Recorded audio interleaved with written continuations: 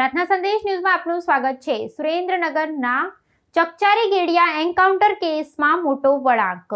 એસઆઈટીની C summary કોર્ટે રદ કરી।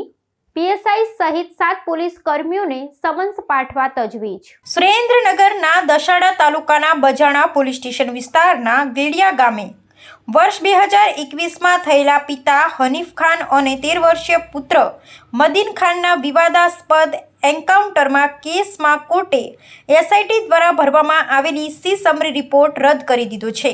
પુરાવામાં વિસંગતતા હોવાનું જણાઈ આવતા કોર્ટે તપાસ અધિકારીઓની ઝાટકણી કાઢી હતી કે તેઓ એન્કાઉન્ટર કરનાર પોલીસ કર્મીઓને બચાવી રહ્યા છે। અગાઉ કોર્ટના આદેશથી તત્કાલીન પીએસઆઈ વીએન જાડેજા સહિત 7 પોલીસ કર્મીઓ સામે ગુનો દાખલ થયો હતો। ત્યારે હવે સી સમરી રદ થતાં આગામી ઓગસ્ટ મહિનાથી આ કેસમાં કાનૂની કાર્યવાહી આગળ વધશે અને તમામ આરોપી પોલીસ કર્મીઓને સમન્સ પાઠવવાની તજવીજ હાથ ધરવામાં આવી છે।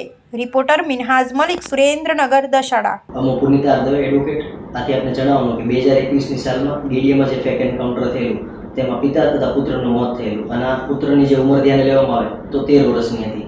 આ અનુસંધાને આ કામના ફરિયાદીએ અમોને જે કેસ સોંપેલ તે 2021થી 2025ની સાલમાં આ કામના ફરિયાદી અનેકવાર ન્યાય લેવા માટે જજુમેલા પણ તેઓને ન્યાય મળેલ નહીં। ત્યારબાદ 2025ની સાલમાં આ કામ અમોએ રાખેલું અને આ 2025ની સાલમાં અમો ફરિયાદી વતી જેએમએફસી કોર્ટમાં એક પિટિશન દાખલ કરી, જે પિટિશનમાં નામદાર કોર્ટે અમો ફરિયાદીની તરફેણમાં ચુકાદો આપેલો અને જે એફઆઈઆર લોજ કરવાનો હુકમ દાખલ થયેલો, તેમ છતાં એફઆઈઆર દાખલ થતી ન હતી। ત્યારબાદ અમે અનેક પિટિશનો દાખલ કરી અને તેઓ ફરિયાદી પક્ષમાંથી અનેક વખત ન્યાય માટે જજુમેલા પણ તેમ છતાંય આ કામના તપાસ કરનાર અધિકારીઓ યંત્રિત પ્રકારે અધિકારીઓને છાવરતા હોય અને તેઓના દ્વારા રિવિઝન એપ્લિકેશન દાખલ થયેલી, જે રિવિઝન એપ્લિકેશનમાં પણ અમે ફરિયાદી વતી હાજર થયેલા અને એ રિવિઝન એપ્લિકેશનની નામંજૂર કરાવેલી। ત્યારબાદ તેઓનો એફઆઈઆરનો હુકમ થયેલો અને એફઆઈઆર રજીસ્ટર થયેલી। એફઆઈઆર રજીસ્ટર થયા પછી સીટની રચના થયેલી। ત્યારબાદ આ કામના ફરિયાદીની અગેન્સ્ટમાં જે સી સમરી ભરાયેલી અને જે એફઆઈઆર નોંધાયેલી હતી